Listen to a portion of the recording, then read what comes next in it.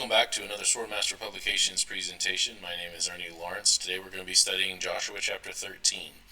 Joshua chapter 13 is an important chapter for us to deal with because in it you're going to find not only an alleged contradiction that a lot of those who don't believe the Bible to be true will point us to, but also there are people who do believe the Bible is true, but who'll come to this passage and say, see, the promise of God for the promised land to the Israelites has yet to be fulfilled, that it's going to be a future fulfillment, and that's why they interpret a lot of the apocalyptic text to be yet future for us today, is because of this land promise not being fulfilled in their eyes. And I'm going to show that the promised land was actually fulfilled. In fact, we've already done that, but that Joshua 13 isn't about the promised land, but the lands that are peripheral to it, that are kind of to the outside, to the north and to the south, that God says, hey, I've given you the promised land, but hey, there's these other lands too. If you want those, then I will help you conquer those as well.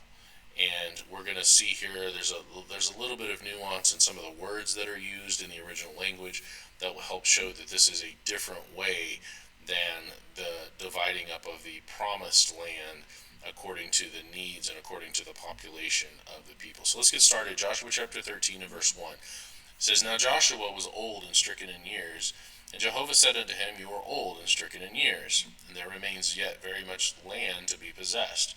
So God states the obvious to Joshua. Says, hey man, you're old, but there's some more land if you want it. And so he's going to talk to Joshua about this land and the Israelites being given permission to take these peripheral lands if they want them. And so he says, this is the land that yet remains. All right? And I want to, the note I have here is to go back to Joshua chapter 11, verse 23, and to address that point. And I've got it pulled up here. If we go back to chapter 11, verse 23, so Joshua took the whole land, according to all that Jehovah said unto Moses, and Joshua gave it for an inheritance unto Israel according to their divisions by their tribes, and the land rested from war. So again, in this chapter, at the very end of the chapter, according to all that Jehovah said unto Moses, which is the same promise that he had given to Abraham, Isaac, and Jacob, the land promise is fulfilled. They took everything that they were supposed to take.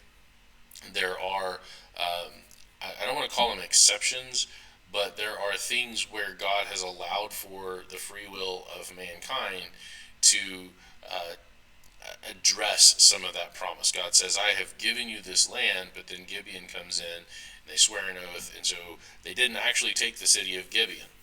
And that is still within God fulfilling his promise, because mankind decided, I'm going to make an oath with these people without checking with God first. And so they had to deal with the consequences of that choice. And the same thing with the Philistines, which we're going to read about here in just a minute. They don't go in and take these because of choice. And so God says, all right, I gave you all of this. And you have taken everything that you have chosen to accept from me. And then anything that's left over in terms of the promised land is because you chose not to accept that part of the gift. Not that God didn't give it to him or that God didn't fulfill his promise. He did. And it declares that he took the whole land, but that there are portions where they still are going to leave people that are still in the promised land. They left by choice. And I think that's very powerful in terms of showing that God does allow our free will to take part in his plans. And so that brings us back to chapter 13, and it says, this is the land that yet remains. All the borders of the Philistines, that was the Gaza Strip, that area that's still under contention today, and all the Geshuri, from Sihor, which is before Egypt, even unto the borders of Ekron northward, which is counted to the Canaanite, 5 lords of the Philistines, the Gazathites, the Ashdothites, the Eshkelonites, the Gittites, the Ekronites, and the Abites. Okay, so these are the 5 Philistine tribes in this Gaza Strip that are right there on the coast, in the southern part of the coast, as you're heading kind of towards Egypt. And they don't take that. They don't take that land by choice. They leave it there, and it becomes a thorn in their side for the rest of their days. It's just, you can read about the Philistines throughout their histories. All right. Then God says, and then there's this land that's outside of your borders, outside of the promised land. From the south, all the land of the Canaanites, the Mira that is beside the Sidonians, unto Aphek, to the borders of the Amorites. And the land of the Gibeonites, and all Lebanon, toward the sun rising from Baal-gad under Mount Hermon, unto the entering unto Hamath. So that Mount Hermon, that was the mountain that was kind of the northern part of the promised land, that dealt with both what Manasseh, outside of Jordan, had to deal with, or that was their land, and then the northern part of those who were on the west side of Jordan, who took the promised land. That Mount Hermon is a northern border stone, or icon there of, hey, this is the north of the promised land. And so God's saying, hey, there's other lands that are under the shadow of this mountain that you can have if you want them. And so we've got to the south, we've got some lands that God says, if you want them, I'll help you take them. There's some lands to the north that God says, if you want them, I'll help you take them. And they're not part of the promised land. And I'm going to show you the difference here in verse 6. It says, all the inhabitants of the hill country, from Lebanon unto Misre-Fothmaim, and all the Sidonians, them will I drive out from before the children of Israel. Only divide thou it by lot unto the Israelites for an inheritance, as I have commanded thee. Okay, so he says, if you want these lands, you can take them, and I want you to divide them by this taking of lots, or dividing it by lots. Now, when we look back over in Numbers 26, where Moses was commanded to divide up the land by a lot, it's important to understand that the word lot here is different from the one in Joshua 13, verse 6. Okay, so it says, unto these the land shall be divided for an inheritance according to the number of names. That's important. To many thou shalt give the more inheritance, to few thou shalt give the less inheritance. To every one shall his inheritance be given according to those that were numbered of him. And I want to understand here that in this dividing up of the promised land, there's an apportionment based on population, kind of like we do with the House of Representatives. And so this is more of a selective process that is based on the number. And it's important to understand that, because when we get down to verse 55, notwithstanding the land shall be divided by lot, that lot there is a word goral in the Hebrew, and it means to divide by apportionment or number. It's like, all right, I'm gonna have all of these stones that represent the different tribes. Maybe they painted colors on them or something like that. And if you have a really big tribe, you get this many stones, and if you have a really small tribe, you get this many stones. And we're gonna kind of see what each tribe has proportionally, and then the land gets divided up proportionally. And so it's more like a lot of land, or if you talk about a half-acre lot versus an acre lot or something like that, it's an apportionment using these pebbles, these symbols that represent the populations. But when you get over to Joshua chapter 13, that word lot there is Nepal, and it means to fall or to cast down, and it represents the idea of randomness, where we're talking about maybe like rolling a dice, or some kind of a random way of determining who gets what. And when we look at that method, then we see that there's more of a non-promise to the way that God is allowing them to have those lands. He's like, I'm not saying that this is part of the promised land. He says, if you want those lands, you take it, and then who gets that land, you're just going to randomly roll for it, is essentially what it is. And it says, unto the Israelites for an inheritance. And then, as I have commanded thee, is talking about, hey, divide it by this random way. Don't play favorites. That's the idea here, is we're not going to play favorites. We're not going to give one tribe more land based on the favoritism of Joshua or the favoritism of anybody, so that there can't be any kind of accusations or whatever, since this isn't part of the promised land, they're just going to roll for it. All right, it's very important to understand that distinction there, because for those who say that the Bible has a contradiction, it shows that there isn't a contradiction at all, that we're talking about those extra lands, because the way that they were divided up was different.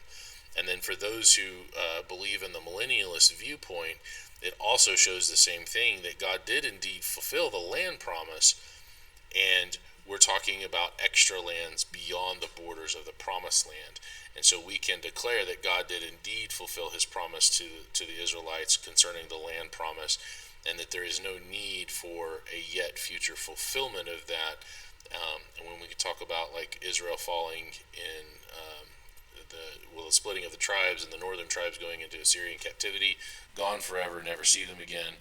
The southern tribes, which became the kingdom of Judah, or the Jews, were taken out in AD 70, and in that war from 66 to 74, the Romans come in and take them out, and we don't see them in terms of biblical necessity as a separate or holy nation for the purpose of bringing Messiah into the world.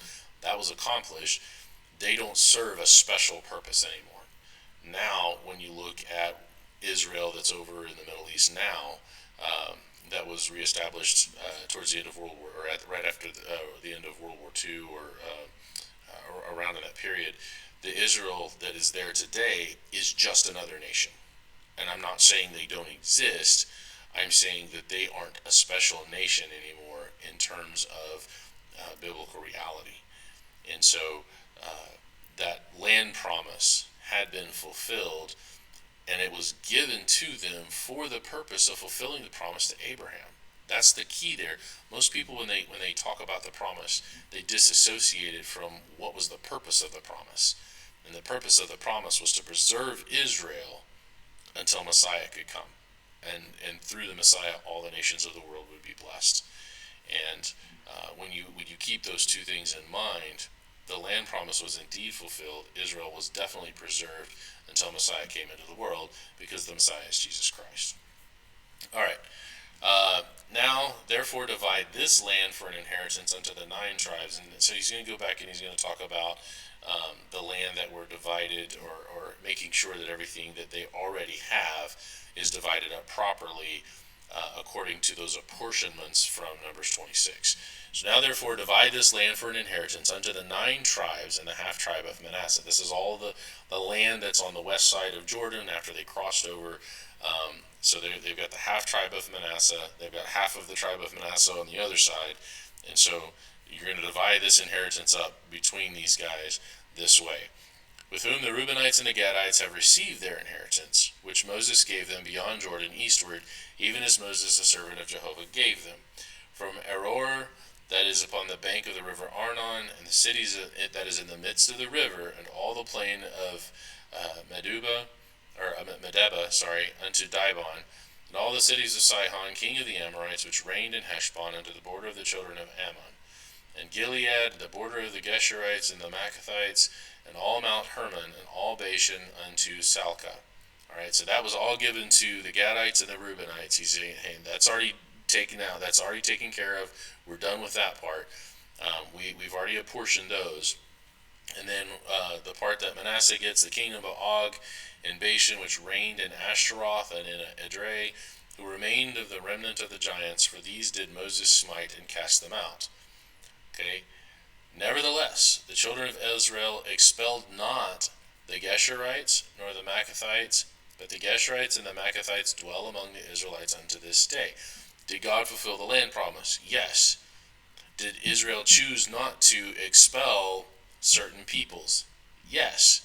That is God allowing the free will of man to take part in his promises.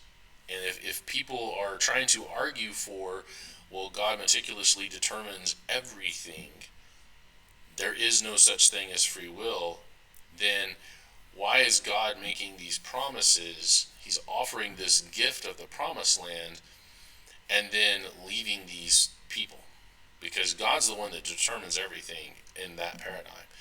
And the reason is that there is no such thing as God meticulously determining every event. There's no exhaustive divine determinism, as some would put it, the way that the Calvinists teach. God does allow free will.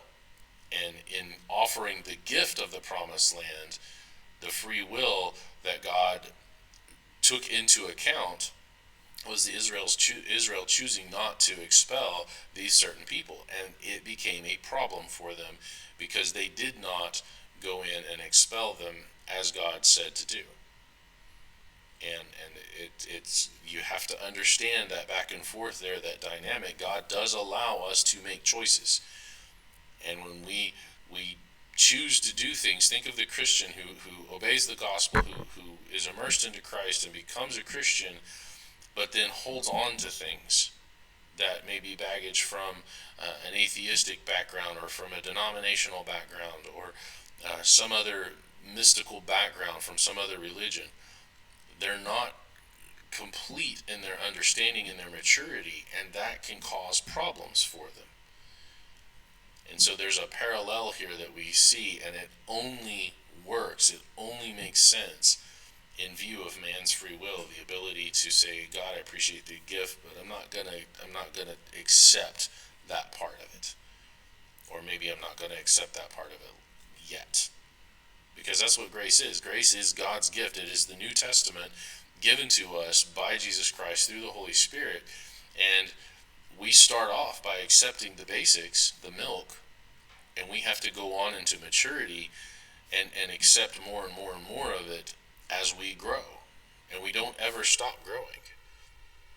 And so it's like us attempting to conquer our own promised land by accepting more and more and more of that gift that God has given us, that is grace, that is the New Testament. And like I said, it only works if free will is true. All right, so I want to highlight this here again. Verse 14, only unto the tribes of Levi he gave none inheritance. He points this out several times. They got no land promise. There's nothing in the land promise here for the Levites. And that's why we know that this portion is he's talking about the lands they've already conquered as the promised land. And then he iterates this by saying Levi doesn't get any of it. They don't get any of the land promise because they were taken out and set aside for God. Remember, the Levites were representative of all of the firstborn of all of the tribes. And they were dedicated not in terms of sacrifice, like kill them on an altar, but in terms of dedication to God through service. Okay?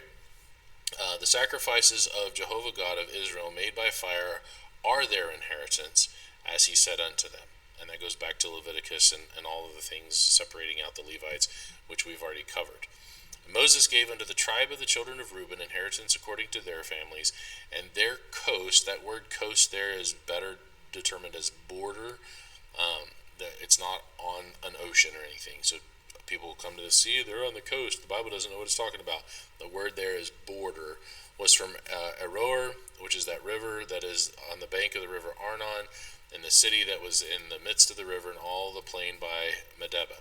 Now remember, the Amorites and Sihon were conquered. The Ammonites to the south of this river were not conquered, because those are Lot's children.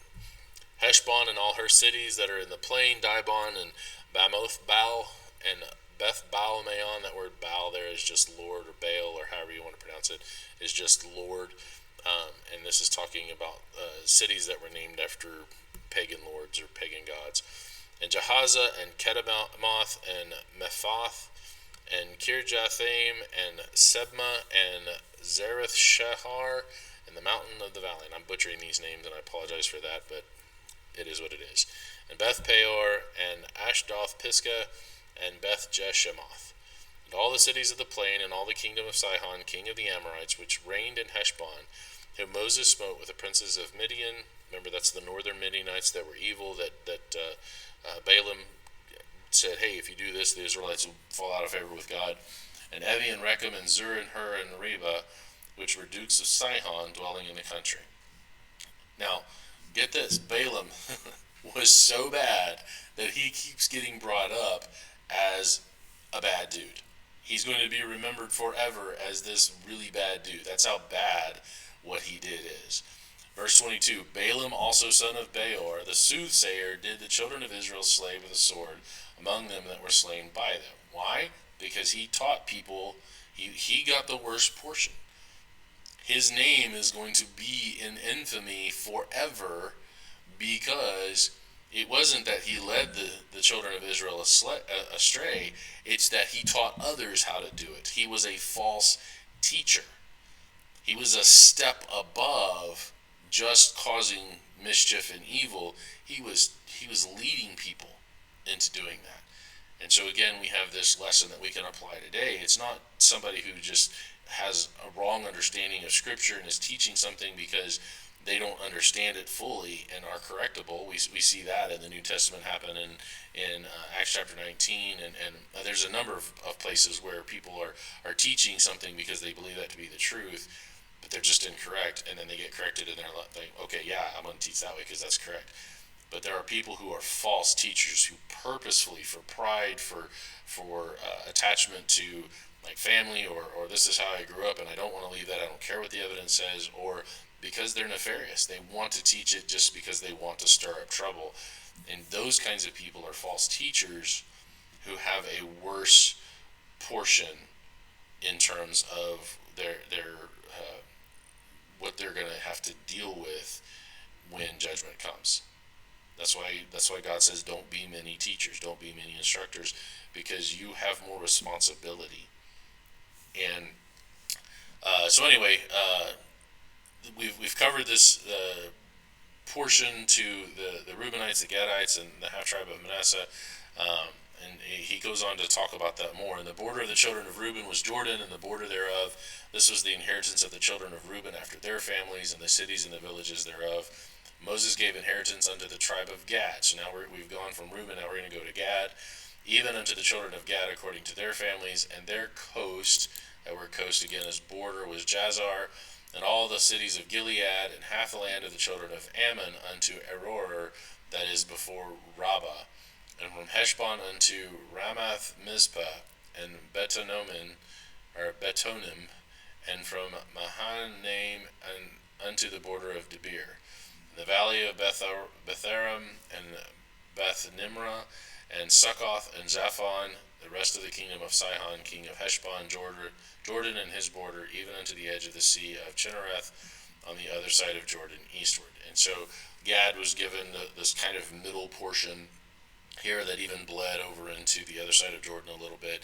And it says, this is the inheritance of the children of Gad after their families, the cities and their villages.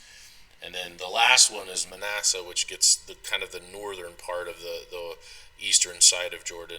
Moses gave inheritance unto all the half-tribe of Manasseh. This was the possession of the half-tribe of the children of Manasseh by their families, and their border was from Mahanaim, all Bashan, all the kingdom of Og, king of Bashan, and all the towns of Jair, which are in Bashan, 60 cities. So it's 60 cities that they get that are all in that northern part of the east side of Jordan.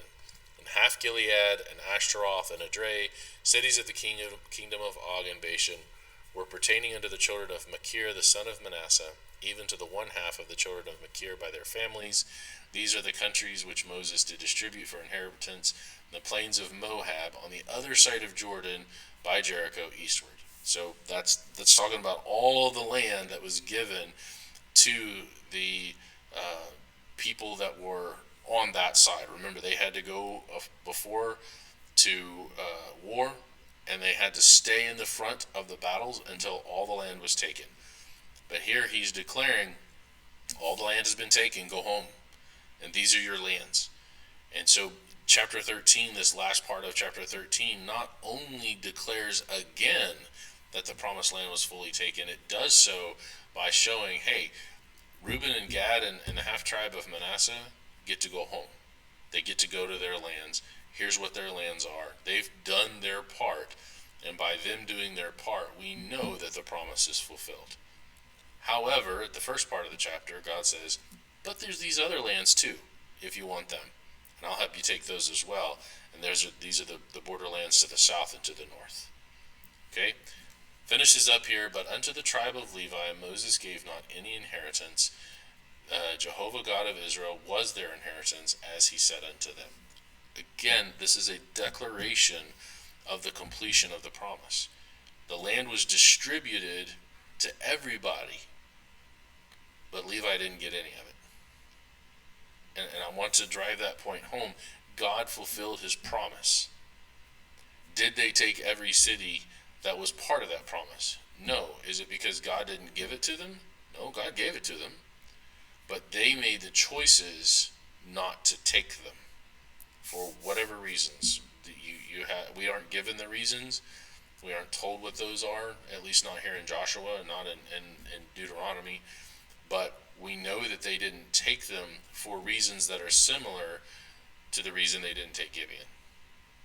That something came up, that the free will of man made a choice, probably not consulting God when they should have, and they ended up not taking those lands that God had given them, and it becomes a thorn in their side for the rest of their history. And it resolves any conflict or any potential contradiction only if you allow for the free will of man. It's not that God's will is thwarted, it's that God's will is that he designed man to be able to choose. And so when he declares, I've given you this land, it's yours to go in and possess, and then they choose not to possess parts of it, that's not thwarting the will of God. God's will is giving them the land if they want it. And we see that the first time in Numbers 14, when the spies go in, God has given them the land. He's like, here's the land. Go in and take it. But they were afraid. They chose not to take it at that time. And that whole generation doesn't get to take part in the land promise, even though he promised them the land.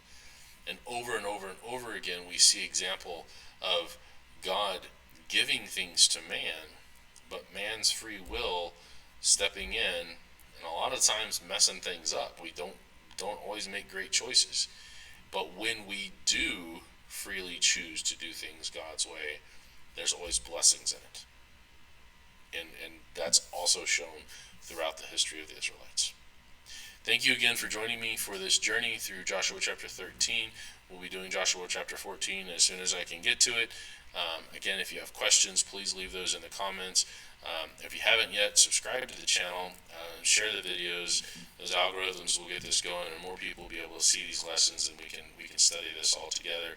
Again, thank you for joining me. My name is Ernie Lawrence, and this is another Swordmaster Publications presentation. We will see you next time.